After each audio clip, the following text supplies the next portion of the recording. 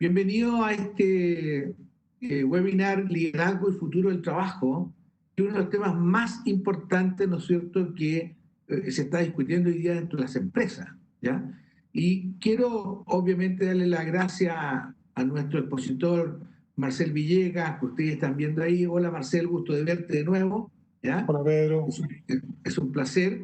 Marcel es un exalumno del MBA for the America, así que es un gusto, porque él representa también el éxito que han seguido nuestros exalumnos, ¿ya? Obviamente, principalmente por sus propios méritos, pero como yo siempre digo, también el MBA va en la mochilita, digamos, ¿ya? Pero Marcel, desde hace 5 años en Deloitte, está liderando y participando en la práctica de consultoría en capital humano, ¿ya? Y actualmente lidera la industria de minería, energía y recursos para Deloitte Chile, ¿ya? Antes ha tenido una trayectoria muy interesante, ¿no es cierto? Ha sido consultor, ejecutivo, emprendedor, etcétera. Es ingeniero civil de la Universidad Técnica Federico Santa María y tiene un MBA de la Universidad de Chile y un MBA de Tulane University. Además, ¿no es cierto?, de un magíster en comportamiento del consumidor de la Universidad Adolfo Ibáñez y varios otros cursos de especialización en temas de design thinking, ¿no es cierto?, en Stanford University. Bueno, en verdad es un gusto, Marcel, que haya aceptado nuestra invitación a conversar sobre este tema tan importante, que es el tema del liderazgo y el futuro del trabajo. Muy bienvenido. Gracias, Pedro. Gusto de verte nuevamente. Hace tiempo que no nos veíamos. Gracias, Alejandra Haddad, por la invitación. Bien emotivo ver los videos que presentaban al inicio. Me recuerdo cuando me gradué. Sin duda, el MBA honestamente me marcó. A partir de ahí empecé a emprender. Conocí a mis socios, a quienes fueron mis socios en el desarrollo del MBA. Así que muchas gracias por la invitación y aprovecho saludar a todos y a todas que están conectados esta mañana. Voy a compartir mi pantalla para acompañarme con un par de láminas en esta conversación.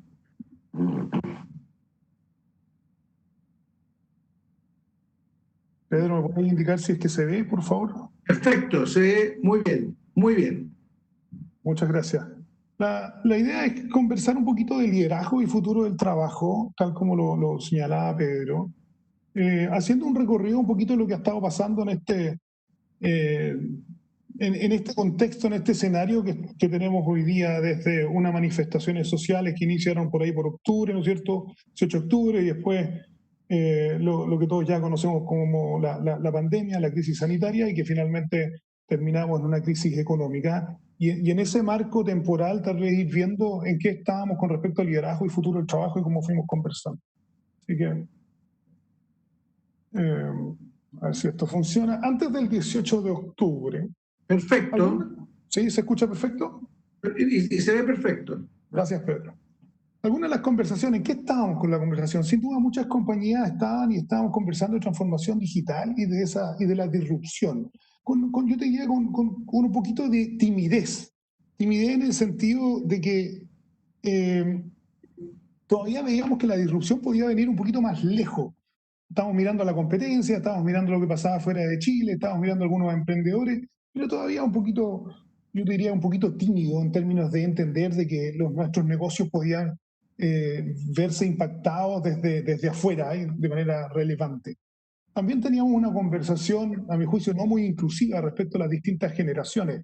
Tuvimos harta polémica conversando respecto a los millennials y después las generaciones que siguen respecto a los millennials, y en realidad los cuestionábamos mucho, digamos, un poquito, que se dedican más a empujar los derechos que los deberes, toda vez que vinieron a cuestionarnos aquellas cosas que para nosotros estaban como establecidas, que eran como nuestras verdades absolutas en lo que era la manera como concebíamos el trabajo. Pero debo decir acá, porque lo voy a tocar más adelante, que no fuimos muy inclusivos en la manera como nos referíamos a esas nuevas generaciones. Y tampoco estamos siendo, y éramos antes del 18 de octubre, muy inclusivos además con las generaciones posteriores a los 55 años. Como toda esa generación de profesionales en realidad hoy día les cuesta mucho insertarse en el mundo laboral. Ya veníamos conversando, ¿no es cierto?, del skills, de las habilidades, las nuevas habilidades, dado que la tecnología, y esto en el entorno del futuro del trabajo, la tecnología como gran habilitante además iba había como titulares bien tétricos, digamos, terroríficos, de que se iban a perder 70 millones de trabajos en el mundo y ese tipo de cosas, y por lo tanto teníamos que empezar a preocuparnos de reformar de alguna manera las habilidades de nuestra gente. Estábamos hablando también de flexibilidad laboral, exigiendo, ¿no es cierto?, que ojalá que nuestra normativa nos permitiera mayor flexibilidad toda vez que la tecnología nos permite trabajar distinto. Había más discusión que acción, yo diría. La normativa nos permitía hacer cosas mucho más de lo que estábamos haciendo en términos de flexibilidad laboral, pero sin duda que la tecnología como gran habilitante nos permite hacer mucho más de lo que la normativa nos permite. Durante el último periodo han habido algunos, ¿no es cierto?, avances en materia de normativa. Se aprobó el proyecto que Fernando Arap, ¿no es cierto?, fue impulsando durante mucho tiempo, y en ese tema era parte de las discusiones antes de octubre. También estábamos hablando harto de inclusión y diversidad.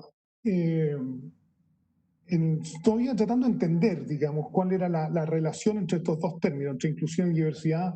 Todavía cuestionábamos la razón por la cual teníamos que ser más diversos y más inclusivos, buscando casos de negocio para poder justificar la participación de la mujer, ¿no es cierto?, en posiciones de liderazgo. Tuvimos una ley hace un par de años que ¿no es cierto?, nos invitó, nos obligó a incorporar personas en situación de discapacidad para empresas con más de 100 personas, el 1%, de una manera inclusiva.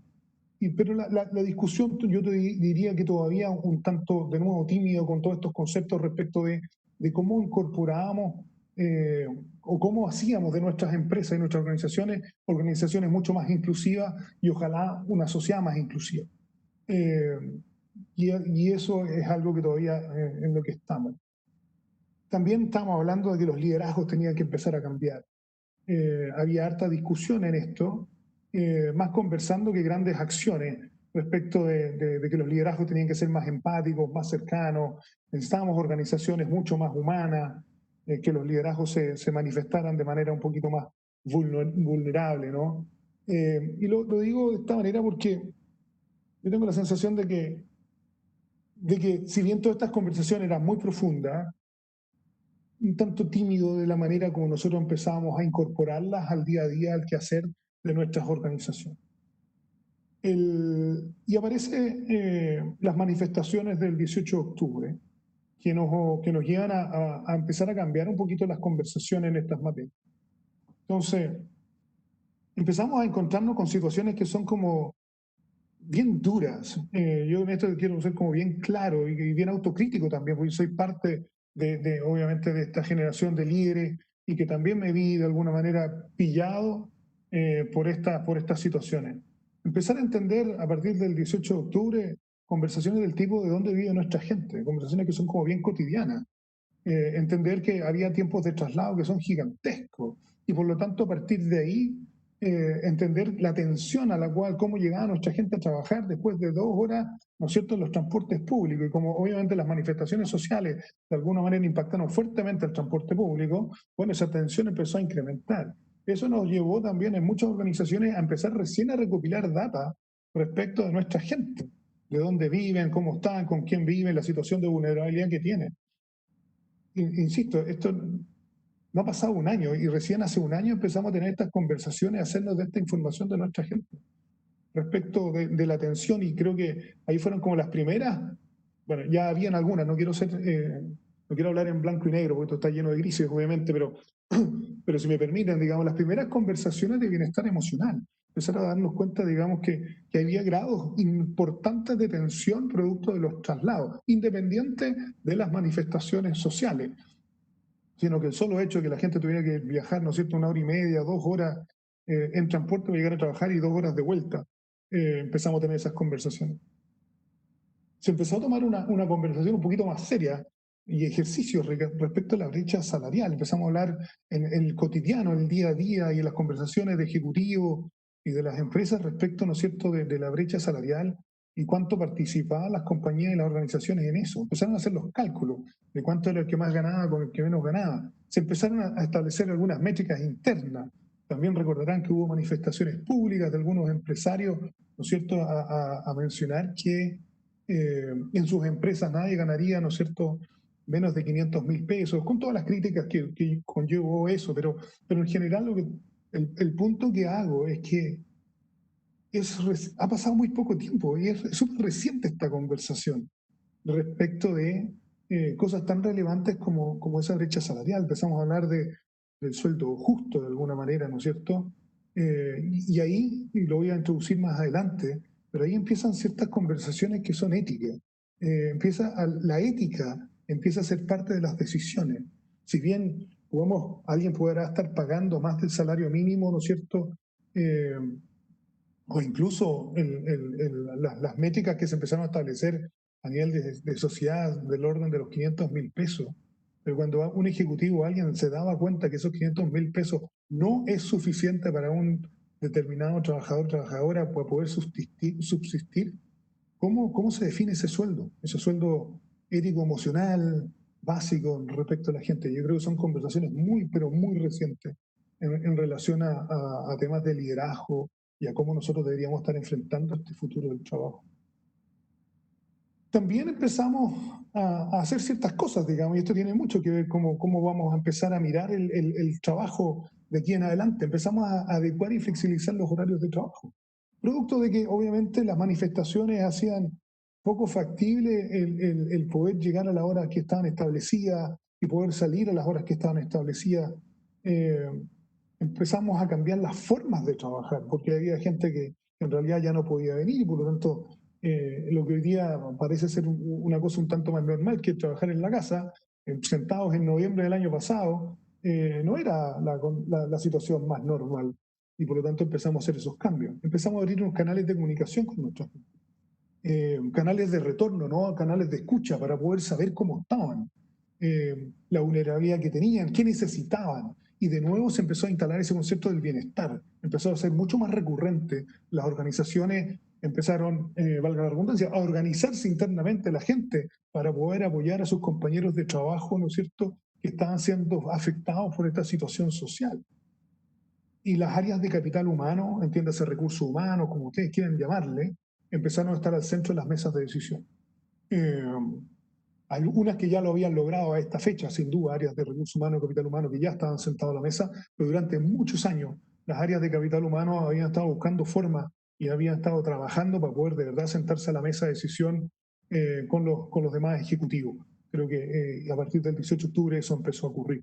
Entonces, ya vemos como de una manera un factor externo a las organizaciones propiamente tal, causado muchas veces por la manera como en las organizaciones tratamos a nuestra gente, obviamente, pero empezamos a flexibilizar nuestra manera de trabajar y además los líderes, quienes ejercen alguna situación de liderazgo, de alguna manera empezaron a estar al centro de la conversación, de alguna manera rindiendo examen, en el juicio. En marzo nos llega una nueva elección.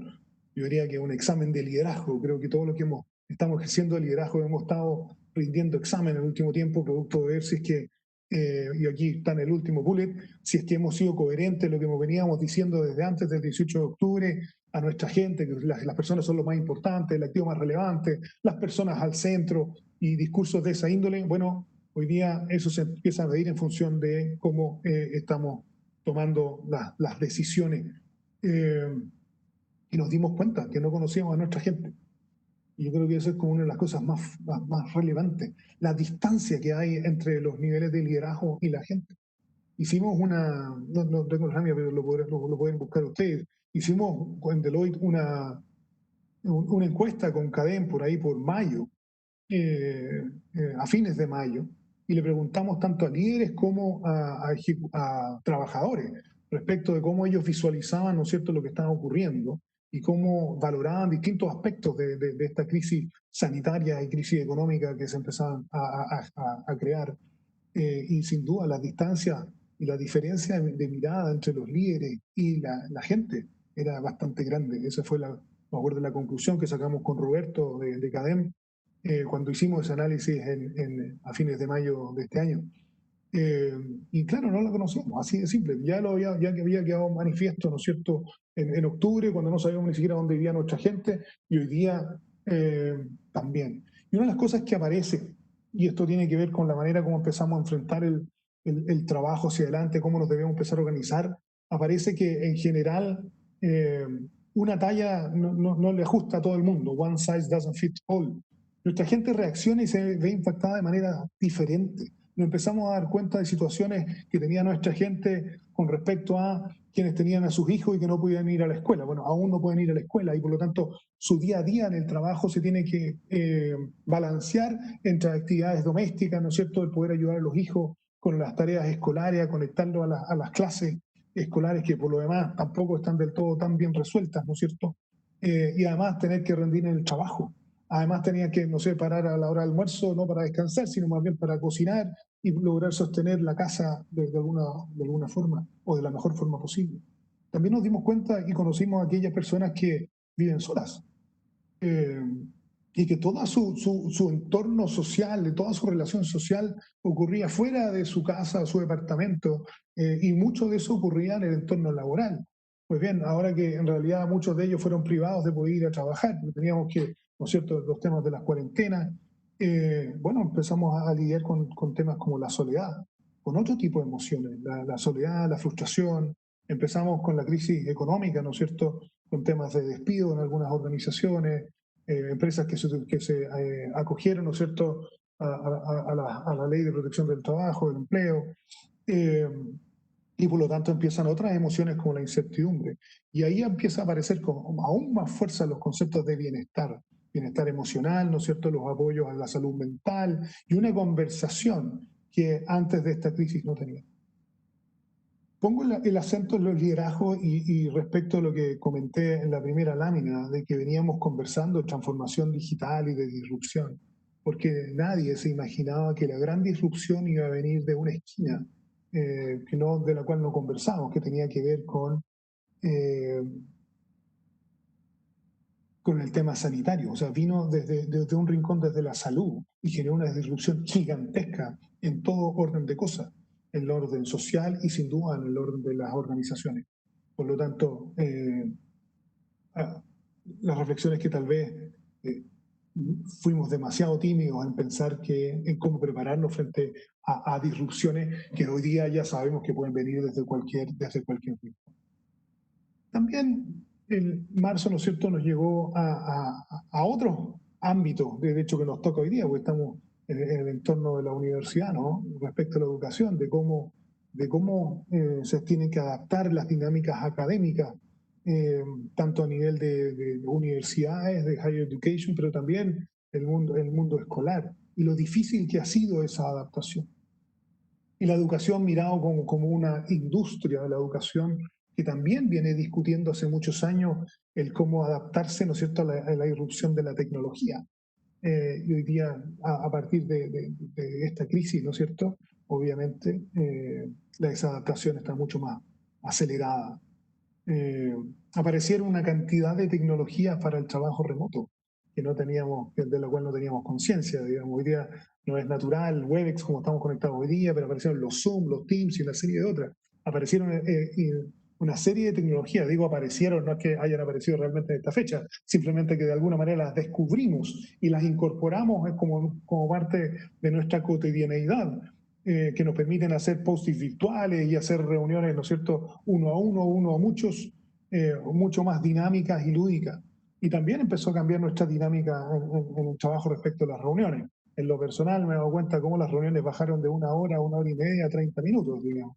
Y además una de las cosas, los grandes aprendizajes, mucha gente siendo muy puntuales hoy día, que no era una característica que teníamos nosotros en nuestra sociedad. Y la ética en las decisiones. Yo creo que la ética en las decisiones empieza a aparecer, porque la tecnología, sobre todo la tecnología, creo que hoy día nos permite tomar decisiones y poder hacer cosas. O sea, al respecto del ¿puedo o no puedo hacer cosas? Como que esa pregunta está media resuelta. Lo que no tenemos resuelto es si debo o no debo hacer cosas. Y cuando entramos al respecto de eso, si debo o no debo, ya el ámbito de la decisión es otra. Y lo traigo a colación porque creo que en materia de ética, quienes estamos en posiciones de liderazgo, no es algo en lo cual hayamos sido formados en el último tiempo. Tradicionalmente nos forma parte de las mallas de capacitación de las compañías. Sí, básicamente el revisar los códigos de ética internos, pero el conocer de ética, entender de ética, el cómo se configuran esas decisiones, no forma parte de las mallas de capacitación de las compañías, como tampoco forma parte de las mallas de educación. No hace mucho discutíamos en Chile el sacar la filosofía de las mallas curriculares ¿no es cierto?, en secundaria, en la escuela. Y por lo tanto yo creo que es un punto de atención y es algo que se va a ir incorporando fuerte a las decisiones que se vienen, digamos. En Deloitte, por ahí hacia fines de mayo, sacamos la 10ª versión de lo que nosotros llamamos las tendencias de capital humano. Y lo traigo a colación porque creo que es tremendamente pertinente las conclusiones que saca este estudio. Este es un estudio que congrega, básicamente es una encuesta, digamos, más de 9.000 personas alrededor del mundo y que finalmente termina en ciertas conclusiones. Y las conclusiones es que hay como 3 elementos que empiezan a configurar este ADN de la organización, de la empresa. Uno es propósito, el otro es potencial y el otro es perspectiva.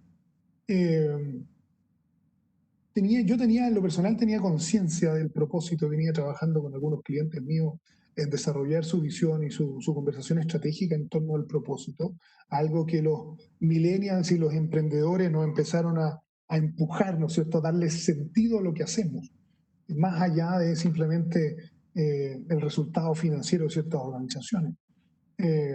Y claro, como éramos un poquito tal vez tímidos en términos de cómo tratábamos a esas nuevas generaciones, la incorporación del propósito también fue igualmente. Pero hoy día aparece con cierto grado de relevancia, toda vez que, dado este trío o este escenario, digamos, con 3 crisis que de alguna manera ya empiezan a converger, como es la situación social, la situación sanitaria y sin duda la crisis económica, ¿no es cierto? El concepto de tener un sentido respecto a las cosas que hacemos, y yo quiero trabajar en un lugar donde trascienda lo que estoy haciendo, el propósito es fundamental. Pero se agregan 2 elementos más, potencial y perspectiva. Y a mí en lo personal me gusta muchísimo porque en el fondo creo que es tremendamente esperanzador y además nos permite construir. Potencial tiene que ver con el potencial que tenemos de hacer en función de lo que puedo adquirir mañana, nuevas competencias, nuevas capacidades y sin duda las habilidades y lo habilitante que es la tecnología. Y ya voy a ahondar un poquito más en eso. Y perspectiva es lo mismo, en la misma línea. Una mirada, ¿no es cierto?, con audacia respecto de la incertidumbre que nos genera tanto la tecnología como las crisis actuales. Voy a ahondar en cada una de las 3 con algunos elementos. En el caso de propósito, 3 elementos que se señalan con fuerza. Uno, pertenencia, esta necesidad de sentirme parte. Yo creo que todas aquellas organizaciones que trabajaron con fuerza el concepto de propósito y por lo tanto pudieron ahondar en construir ese sentido de pertenencia con su gente en esta manera de cómo enfrentar la situación que estamos viviendo, probablemente les ha sido un poquito más fácil. Creo que no ha sido fácil para nadie, pero creo que cuando hay sentido de pertenencia a las organizaciones, la construcción y la co-construcción de cómo nosotros vamos a ir resolviendo lo que nos está deparando, ¿no es cierto?, este contexto, creo que se nos puede hacer un poquito más sencillo. Aparece el concepto de bienestar, el diseño del trabajo para el bienestar. Si uno, acá hay varios elementos, o sea, ya lo comentaba hace un ratito, de todas aquellas cosas que empezaron a hacer que empezáramos a hablar en lo cotidiano de bienestar, de salud mental, de la atención, de la soledad, la incertidumbre, cómo apoyamos a nuestra gente en esos ámbitos. Y además nos dimos cuenta que no hay profundidad de mercado, es decir, no es que yo pueda salir a armar una licitación y a buscar compañías que nos puedan ayudar. No hay tanto desarrollo en esas materias y los trabajadores nos empiezan a exigir a los empleadores y a los líderes que de alguna manera nos demos respuesta en esa materia. Ha habido una evolución en estos últimos meses, particularmente en Chile, respecto de eso, pero sin duda hay ahí muchísimo que trabajar en materias de bienestar y respecto también de salud mental, ¿no? Y por último, la fuerza laboral posgeneración. Ya se ha comentado muchas veces y esto impacta fuertísimo en la manera como vamos a configurar la fuerza laboral hacia el futuro. Es que las expectativas de vida de quienes están naciendo son altísimas, están por arriba de los 100 años, 120 años quienes nacen hoy el día de hoy. Eso significa que a la vuelta de la esquina de nuestras organizaciones vamos a tener gente de 20, 30, 40, 60, 70 y 80 años conviviendo en la misma organización. Bueno, ¿cómo adaptamos nuestras organizaciones, nuestros sistemas, nuestros subsistemas de personal, nuestra manera de enganchar a nuestra gente, el engage, nuestra gente cuando estamos hablando con alguien de 20 años versus cuando estamos hablando de alguien de 50, cuando estamos hablando de alguien de 80? Se puede ver loco este concepto de 80 años, pero si ya pensamos que la gente que eh, nace hoy día va a tener expectativas de 120, significa que va a trabajar hasta los 100. Y por lo tanto, es real esta adaptación. Y acá hago el punto que hice al inicio, y no hemos sido inclusivos, no somos inclusivos hoy con las distintas generaciones. Todavía hay rechazo a las nuevas generaciones, las rechazamos en Chile desde los pingüinos, digamos, desde la época de los pingüinos, después rechazamos un poco los millennials, y ya lo estamos adaptando un poco más, pero también estamos rechazando desde el punto de vista de las organizaciones a quienes tienen más de 55, 60 años, como lo mencioné. Les cuesta muchísimo, muchísimo reinsertarse al mundo laboral, y ahí hay una cantidad enorme de talento y conocimiento que hace requerido. Y es porque no tenemos los sistemas y los subsistemas de las organizaciones preparados para eso. En relación al potencial, lo mencionaba que me gusta porque en el fondo me permite crear hacia el futuro, ¿no? Y me permite crearlo en función no necesariamente de las habilidades que tengo, sino la capacidad que tengo de hacerme de nuevas habilidades. Por lo tanto, aparecen los super equipos, que esta mezcla entre personas y los robots, digamos toda la tecnología robótica que se está incorporando, inteligencia artificial también, ¿no es cierto?, para desarrollar las organizaciones. Y eso nos lleva también a la materia de la gestión del conocimiento, mucho más allá que solamente lo que hoy día hacemos, que es gestión documental, sino entender el conocimiento y cómo vamos sosteniendo el conocimiento en la medida que las personas, sobre todo hoy, ¿no es cierto?, que lamentablemente llegados a los 55, 60 años de alguna manera van saliendo de la organización, bueno, cómo tenemos ese conocimiento, cómo lo difundimos, cómo creamos más conocimiento, y la tecnología, y acá me refiero a inteligencia artificial, analytics y todas esas cosas raras, nuevas que están apareciendo hoy día, empiezan a ser parte. Y por lo tanto, la construcción de nuevas habilidades respecto a nuestra gente. Acá hago nuevamente el punto respecto de los líderes, quienes estamos en posiciones de liderazgo, particularmente entendiendo que la tecnología va a reemplazar ciertas habilidades básicas y va a reemplazar trabajos de nuestra gente que estaba ejerciendo con habilidades básicas, gente que está moviendo cosas en bodega y cosas por el estilo, o procesos que son más bien mecánicos y que no requieren tanto análisis, ¿no es cierto?, y tanta decisión. Bueno, ¿cómo nosotros vamos apoyando a nuestra gente para que adquiera nuestras habilidades y con eso, ¿no es cierto?, tenga mayor empleabilidad? Si nosotros no hacemos eso, probablemente vamos a estar empujando hacia nuevas brechas sociales, toda vez que probablemente todos los que estamos conectados en esta conversación hoy tenemos las redes sociales y el capital social para buscar nuestras propias habilidades y aprender. Pero quienes están abajo en la pirámide probablemente tienen menos capital social, tienen menos redes para ellos solos, de manera autónoma, poder, ¿no es cierto?, prepararse en nuevas habilidades. Y por lo tanto ahí son las organizaciones y sus líderes los que tienen que preparar. Piensen ustedes en los cajeros, la gente de bodega, etcétera, digamos. Pero también en otras actividades administrativas, ¿no es cierto?, que hacen trabajo más bien mecánico, que es lo que tiende la tecnología a ir reemplazando primero. Ahí yo creo que tenemos una responsabilidad gigante en lo que estamos viendo hoy. Y después viene perspectiva, es cómo empezamos a mirar el futuro respecto de este trabajo, cómo lo empezamos a configurar. Hoy día, en general, las organizaciones se entienden como, desde el punto de vista de la fuerza laboral, como personas de trabajo indefinido, por ahí algunas personas honorarios, algunos trabajos, ¿no es cierto?, part-time, digamos. Pero el día de mañana, y hoy día ya lo estamos viendo en algunas empresas más del orden tecnológico, la fuerza laboral va a estar compuesta por lo que ya sabíamos, personas de trabajo indefinido, algunas personas part-time, honorario por proyecto, pero también podemos tener un open source, gente que ni siquiera conozco. Todo lo que pasa con Uber, digamos, que es gente que trabaja alrededor de una compañía como Uber, o los choppers, o incluso Apple, con todos los desarrolladores de aplicaciones. O sea, es una fuerza laboral que no me pertenece, que es independiente, que no la conozco, pero que sin ella yo no puedo hacer el negocio que tengo hoy. ¿Okay? Después aparecen, ¿no es cierto?, emprendedores que se empiezan a ligar con nosotros, obviamente el mundo de los proveedores también, etcétera. y por lo tanto la configuración de nuestra fuerza laboral, incluyendo las máquinas, obviamente va a cambiar de manera relevante. Y eso nos va a llevar a repensar la manera como nosotros compensamos. Dado que todas las compañías, o muchas compañías en realidad, estudian las compensaciones y hacen sus estudios de compensación anual para de alguna manera estar en un mundo más competitivo desde el punto de vista de las compensaciones, pero no hemos salido de una mirada tal vez, yo diría, clásica respecto de las compensaciones. Pero si la fuerza laboral nuestra empieza a transformarse, empieza a ser más diversa, más compleja, probablemente el mundo de las compensaciones va a retomar con fuerza y va a tener que repensarse.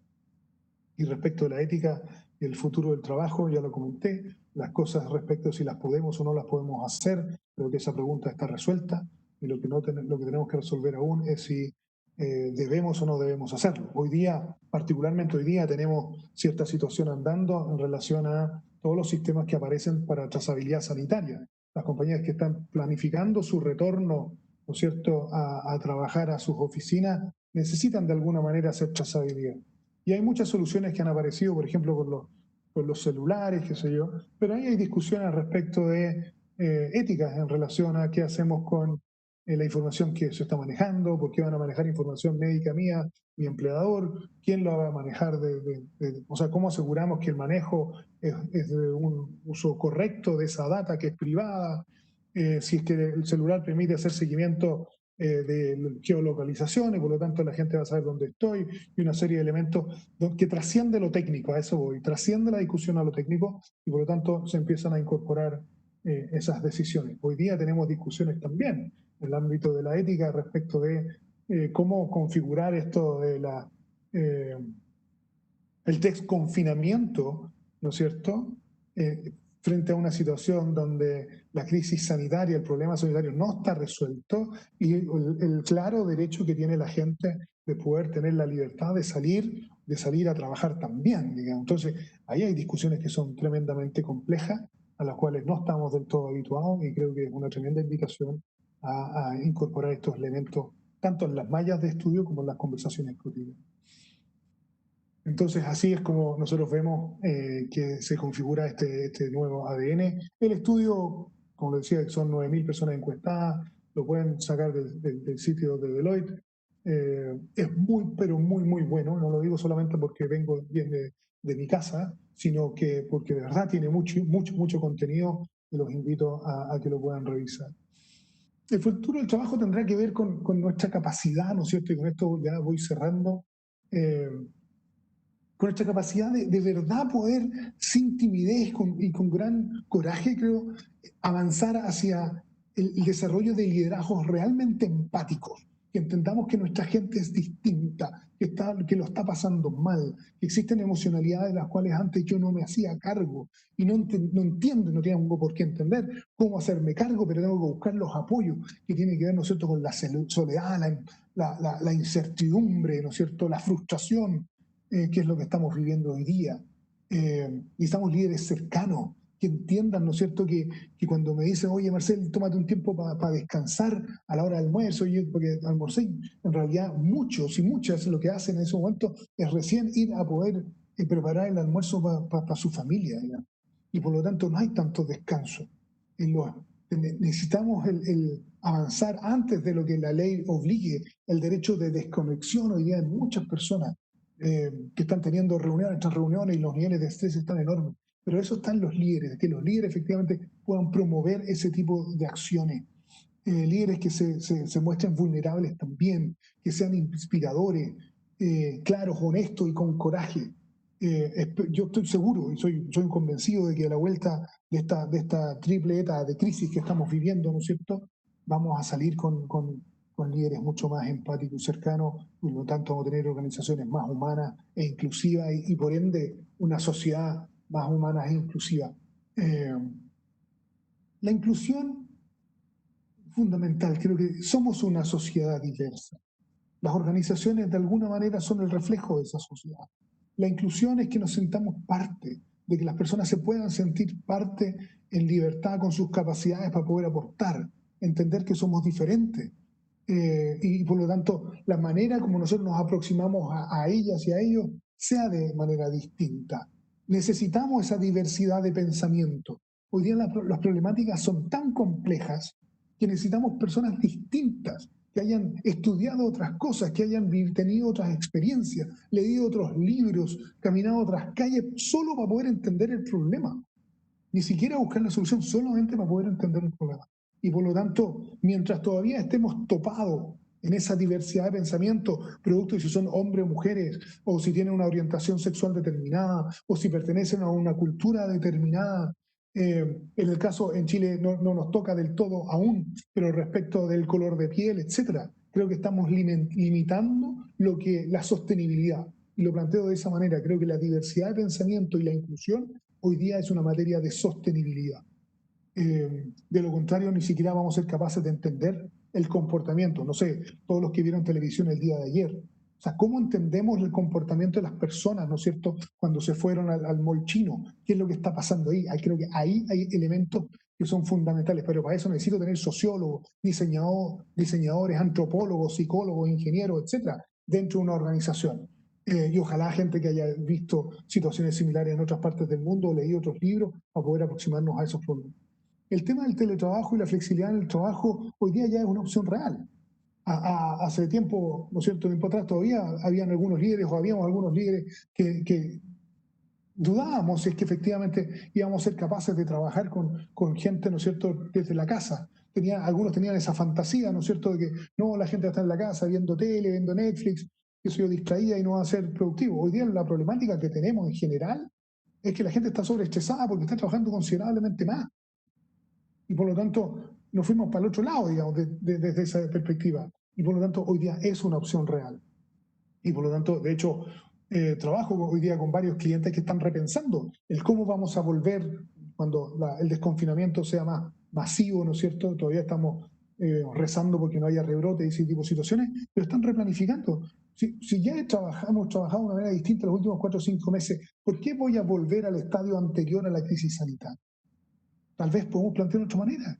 Imagínense lo que puede significar para alguien que ya no tiene que trasladarse esas 2 horas a la oficina o a su lugar de trabajo. Hay muchos que lamentablemente todavía tienen que hacerlo, sin duda, por el tipo de trabajo que tienen. Pero creo que ahí hay un avance real y que lo hemos vivido y por lo tanto ha roto paradigmas reales. Entonces, tenía una discusión el otro día, una conversación con un amigo, gerente general de una importante compañía, y él me decía, Marcel, pero a mí honestamente me cuesta todavía el entender que es factible. No me sale desde la guata, digamos. Y eso es real, y eso también hay que entenderlo, y por lo tanto también es un proceso. El valor de los equipos, creo que entender toda la formación que hicimos durante mucho tiempo, se empezó a trabajar en el concepto de trabajo en equipo y ese tipo de cosas, hoy día se paga. Equipos que son capaces, que construyeron ese capital antes, y hoy día a través de las pantallas, de distintas maneras de conectar, hoy día se apoyan y logran seguir siendo productivos, ¿no es cierto?, y eficientes en lo que están haciendo. Por lo tanto, creo que el valor de los equipos se instala.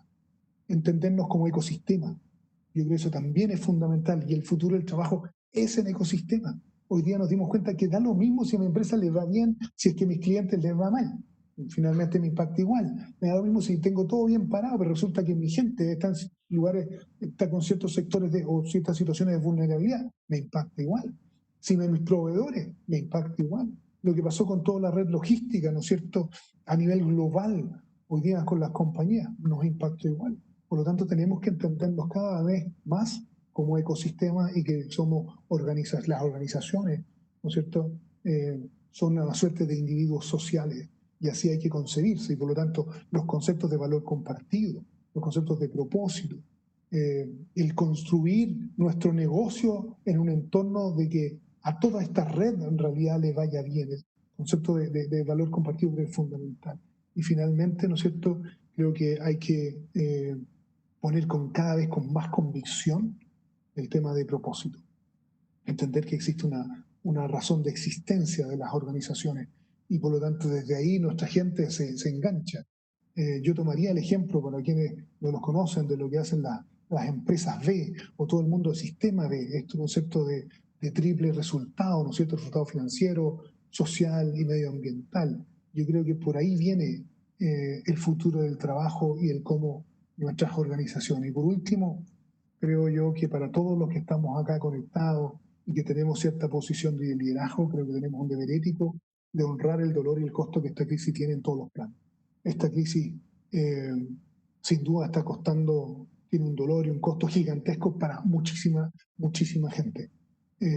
Por lo tanto, creo que es fundamental de que quienes tenemos algo que decir, tenemos un pequeño espacio, aunque sea pequeño espacio de liderazgo y de libertad, poder de verdad generar un pequeño cambio hacia que nuestras organizaciones sean más inclusivas, más humanas, más cercanas, porque de esa manera creo que aportamos un poquito más a que la sociedad sea de esa manera.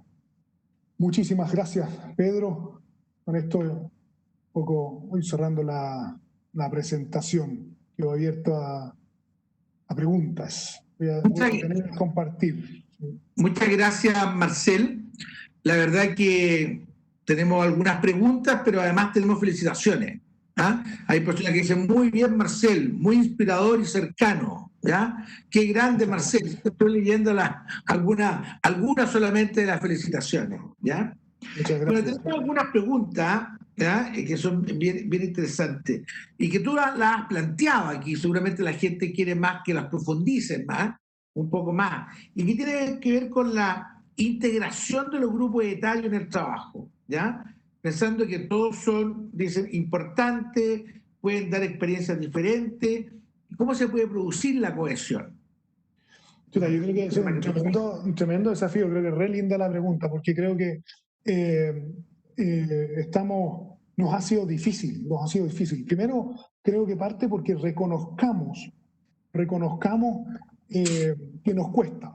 Primero reconocer. ¿Y qué nos cuesta? Partamos por las nuevas generaciones y nos cuesta que nos vengan a cuestionar aquellas cosas que para mí estaban establecidas. Por ejemplo, cosas bien cotidianas. Me cuestionan el que yo tenga que ir a la oficina, ¿no es cierto? Hoy día no, porque estamos en una situación particular, pero ir a la oficina, ¿no es cierto?, en horario fijo de 8:30 a 6 de la tarde, de 9 a 6, cuando en realidad yo con mi computador, porque la organización me da mi notebook, yo puedo trabajar desde cualquier lado. ¿Sí? Y para mí era una verdad establecida que se trabaja en la oficina. Bueno, tengo que reconocer que hay ciertas cosas que tienen sentido que se cuestionan. Me cuestionan que los gerentes tengan oficinas cerradas y además profesen el trabajo colaborativo cuando ellos están encerrados, ¿no es cierto? Las puertas están hechas para separar ambientes, no para abrir ambientes. Y por lo tanto, creo que tenemos que reconocer todos aquellos elementos que nosotros dábamos como verdades absolutas en el trabajo y que nos vienen a cuestionar. Por lo tanto, creo que ahí hay un trabajo que hacer de apertura, de entender cuáles son nuestros sesgos conscientes e inconscientes respecto de nuevas formas de hacer. Y abrirnos a poder conocerlas, a conocer otras organizaciones que trabajan de otra manera. Y ahí lo planteo desde las generaciones que vienen. Respecto de las otras, digamos, de las generaciones más adultas, entiéndase por arriba yo ya estoy jugado, tengo 50 años, por lo tanto, desde los 50 para arriba, 55, 60 años, que de verdad no los incorporamos. Y creo que tenemos que hacernos las preguntas en las organizaciones, esas preguntas que cuestan. ¿Por qué nosotros no estamos incorporando gente de 55, 60, 65 años? ¿O cómo vamos a hacer ese camino? Hay una consultora muy bonita, Jimena Vivair, de Jimena Vera, y ahí tiene un tercer socio, no me acuerdo cómo se llama Travesía 100. Y ella plantea Travesía 100 es la travesía entre los 60 y los 100 años. Y cómo ellos empiezan a apoyar organizaciones, a incorporar gente que está en ese segmento. Yo creo que ahí se nos va una sabiduría, se nos va talento, se nos va conocimiento. Yo creo que simplemente el trabajo es de verdad poder hacer planes y abrirlo a la posibilidad de generar estas multigeneraciones. Al mismo tiempo que le pedimos a nuestras áreas de personas, de capital humano, que vayan adecuando sus subsistemas de personas. Y tienen que adecuarlo a que viene un trabajo distinto. Yo creo que tiene mucho que ver, Pedro, con ser inclusivo, más un ambiente de diversidad, pero que ser inclusivo. Ahora, Marcel, tú estás en los 50, yo estoy en los 60, y me toca ver amigos míos que tienen cargos muy importantes en compañía, algunos de prácticamente country manager, ¿ah? Y sus organizaciones internacionales les piden, después de cierta edad, que tienen que retirarse. ¿Ah? Bueno, es como política de empresa. Yo tengo, si te metías en los sistemas de Deloitte, dice fecha de retiro mío, tengo fecha, a los 62 años. Después Claro, los 58 te empiezan a empujar para afuera, digamos. claro. Entonces hay de repente como una contradicción entre incorporar la experiencia, la sabiduría y las empresas, ¿no es cierto?, que te empiezan a sacar, digamos, a empujar para afuera, como dices tú. También la misma vida nos va a empujar a eso, o sea, no quiero entrar acá en la discusión de que son las pensiones, pero en la medida que las expectativas de vida se empiezan a alargar, obviamente hay una problemática real, social, también de política pública, respecto a lo que significan las pensiones, digamos, o sea, si uno se va a los 60 y va a vivir 100 años, bueno, no hay sistema que lo sustente, digamos, por lo tanto creo que hay cosas que ir haciendo en esa línea. Otro tema que tú tocaste y que está en una de las preguntas y que seguramente para profundizar, dice, ¿cómo se puede tener pertenencia cuando el giro de la empresa va hacia la disrupción, en que el modelo Uber y Airbnb y otras son un modelo en los trabajadores no son asociados? Bonita la pregunta. Yo creo que este extracto de 3 láminas que saqué del estudio que hicimos este año de Deloitte, lo que plantea precisamente es eso, es una paradoja entre cómo las organizaciones tratan de mantenerse humanas cuando la tecnología de alguna manera nos separa. Entonces, efectivamente tenemos ese desafío de, por un lado, yo quiero generar pertenencia con mi gente, ¿no es cierto? Pertenencia con mi gente cuando en realidad toda la tecnología me permite que cada uno trabaje donde quiera, a la hora que quiera, ¿no es cierto? Yo creo que esos son los desafíos del liderazgo. Vamos a tener que encontrar nuevas formas de generar engagement. Y sorry que ocupe esa palabra en inglés porque me cuesta encontrar una palabra en español, pero vamos a encontrar nuevas formas de verdad enganchar a nuestra gente. Y creo que parte del secreto de eso es propósito, es sentirme parte de una organización que trasciende, independiente de la manera de donde yo estoy sentado, independiente del lugar de donde estoy sentado, la manera y lo que hago trasciende respecto a la organización a la cual pertenezco. Y por lo tanto me empiezo a sentir orgulloso, me empiezo a sentir parte, independiente, perdón, no independiente, pero más allá de mi trabajo puntual. Y creo que esas son nuevas formas de liderar, son nuevas formas de incorporar a la gente. ¿Cómo las hago parte? Una cosa es que yo como líder venga y baje reglas. A partir de ahora, dada la situación, vamos a trabajar de esta manera, punto. Otra cosa es que yo abra canales y escuche cómo están ustedes, cómo se sienten, cómo lo están viviendo, cómo los puedo ayudar, cómo juntos co-creamos esta nueva forma de trabajar. Y creo que de esa manera vamos construyendo sentido de pertenencia. Incluso cuando nosotros vamos a organizaciones tipo Choppers, ¿no es cierto? O los Uber, como hace la pregunta, o los desarrolladores de aplicaciones, ¿no es cierto? Esas organizaciones también van generando niveles de engagement con quienes participan y se van sintiendo parte. Y creo que eso es parte uno, de la paradoja, y segundo, creo que el tremendo aprendizaje en liderazgo que tenemos todavía por hacer. Bueno, siguen llegando las felicitaciones, ¿ah? Que la instalación magnífica, gracias Marcel, etcétera, ¿ya? Pero también algunas preguntas. Y tienen que ver con el tema de la flexibilidad laboral. Está en discusión, entiendo, ¿no es cierto?, el tema de la flexibilidad laboral, el poder trabajar desde la casa, ¿ah?, a futuro, a pesar de los distintos problemas que tú presentaste, que es cuando la persona a qué hora toma el descanso, o si trabaja 7x7 en vez de 5x2, ¿no es cierto? O si tiene que hacer la comida, etcétera. Pero esta flexibilidad laboral pareciera que no incorpora a la administración pública. ¿Cómo lo ves tú? No sé si has tenido tiempo de discutir ese tema. No, la verdad que no he tenido, no he estado metido en una discusión respecto a la administración pública, así que pido disculpas por no tener una respuesta clara en eso. Sí creo que, independiente de ser administración pública o privada, una de las cosas que pasa hoy día es que las personas somos las que nos adaptamos más rápido a lo que la tecnología nos permite. Después vienen las organizaciones y en tercer lugar vienen las políticas públicas. Y ese es el orden en todo orden de cosas, digamos, en general.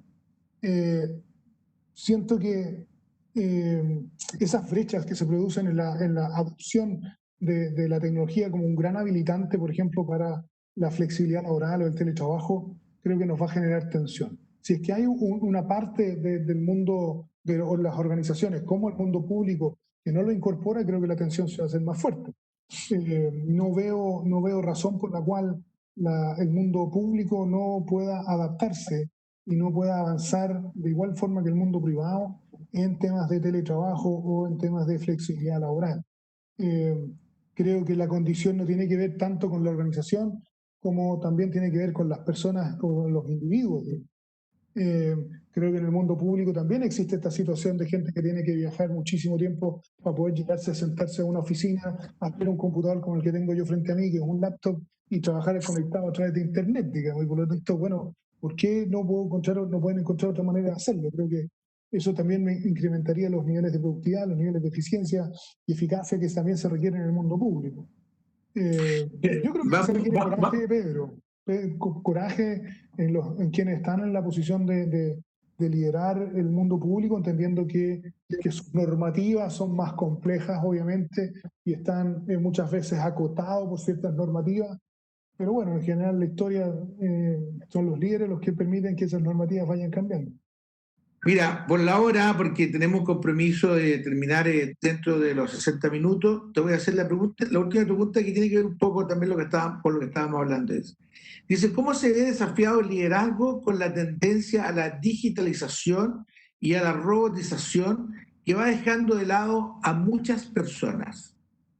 Yo creo que acá los líderes, gracias a Jorge, que alcancé a ver tu pregunta ahí en el chat, Jorge Villarroel por la pregunta, creo que acá quienes estamos en una posición de liderazgo, creo, insisto, creo que tenemos un deber que trasciende el día a día, creo que aquí hay un deber ético.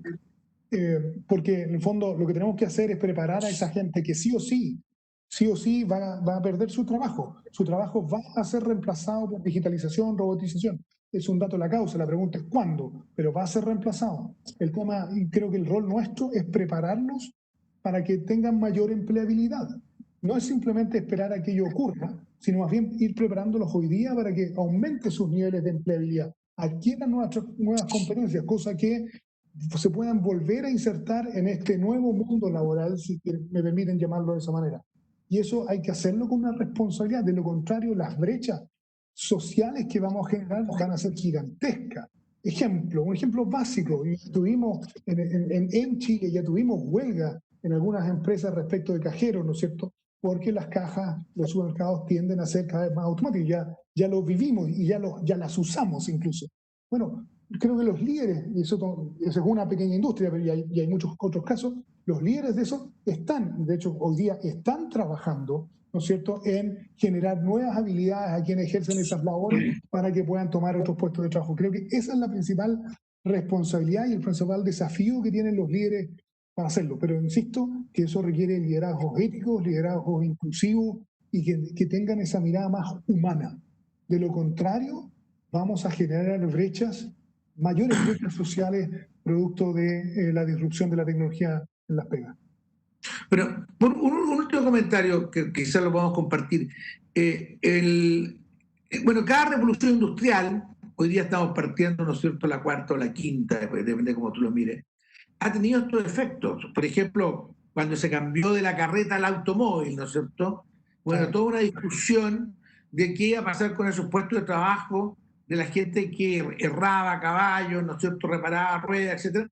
Pero sin embargo se creó una nueva generación de cargos y de habilidades. Y yo creo entonces también que este es un gran desafío para la educación. ¿Ya? No solamente la educación de posgrado que forman los líderes, sino también para la educación, ¿no es cierto?, que forma las competencias necesarias para los nuevos trabajos que van a venir hacia adelante.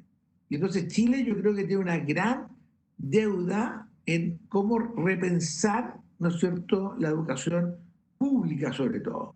Bueno, ¿Qué piensas? acá yo creo que se vienen unos desafíos re interesantes. De partida, efectivamente, lo que tú mencionas respecto a las otras revoluciones industriales es cierto. Yo diría que lo único que cambia es que la velocidad con la cual se ocurre la disrupción en esta es considerablemente más rápido que antes. Y por lo tanto, nuestra capacidad de adaptación requiere mucho más desarrollo. En el caso de la educación que tú mencionas, yo creo que se viene un desafío re bonito en esta lógica de que la gente vive 100, 120 años, esta secuencialidad que tenemos nosotros hoy día del estudio, creo que se rompe. Es decir, voy a la escuela y después estudio una carrera técnica, voy a la universidad y después trabajo en aquello que estudié y después me perfecciono. Creo que no tiene sentido si es que yo salgo de la universidad o de la escuela técnica a los 22, 23 años para trabajar 100 años. Y por lo tanto, la adquisición de competencias y de capacidades cada vez más va a estar inserto en la organización a la que pertenezco. Yo le voy a exigir a mi empleador que me vaya continuamente capacitando. Hoy día no se lo exijo al empleado, se lo exijo más bien al Estado, que me provea, ¿no es cierto?, una educación asequible y de buena calidad. Pero después va a ser más bien a los empleadores. Y ahí sí tiene un cambio profundo, creo yo, en el mundo de la educación, de educación universitaria y técnico profesional. Ole, ok, Marcel, por la hora hemos pasado los 60 minutos, te quiero dar las gracias, ha sido una charla muy inspiradora, pero además muy profunda, ¿no es cierto?, en los distintos temas. Quedaron varias preguntas, ¿no es cierto?, pero queremos ser también puntual, como decías tú, ¿no es cierto?, no solamente al iniciar, sino que también al terminar. Entonces, las gracias, han leído las felicitaciones en el chat, estamos muy contentos de haber cumplido las expectativas de quienes hoy día nos acompañaron y le damos muchas gracias. Muchas gracias a ti y a Alejandra por la invitación, gracias por permitirme conversar un ratito y muy rico nuevamente poder estar en casa, déjame plantearlo así. No, es verdad, y esa es la razón. Estamos invitando a nuestros exalumnos para que se sientan en casa, porque hoy día también de repente hasta es más fácil venir una hora virtual que antes si tenías que ir a la escuela tenías que dedicar toda la mañana, por lo menos. De todas maneras, muchas gracias, a todos y a todos, que estén muy bien, cuídense mucho. Gracias a todos por asistir, gracias a Alejandra y a Sebastián por la organización, estamos muy contentos, los dejamos. Gracias.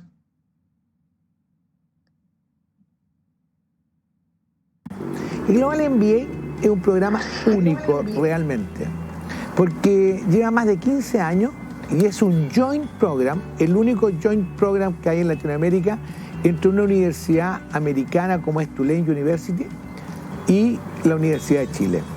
La mitad de los cursos son entregados por Tulane University, muchos de ellos en el aquí, que es lo que sería el Campus Santiago, y otro 50% es entregado por nuestros profesores. El MBA de la Universidad de Chile, yo diría que me abrió la mente a otra forma de pensar, me obligó a analizar problemas desde el punto de vista comercial, me llevó al mundo de las finanzas, que claramente no es mi formación. Yo diría que me abrió a aspectos de entender mejor el funcionamiento del negocio.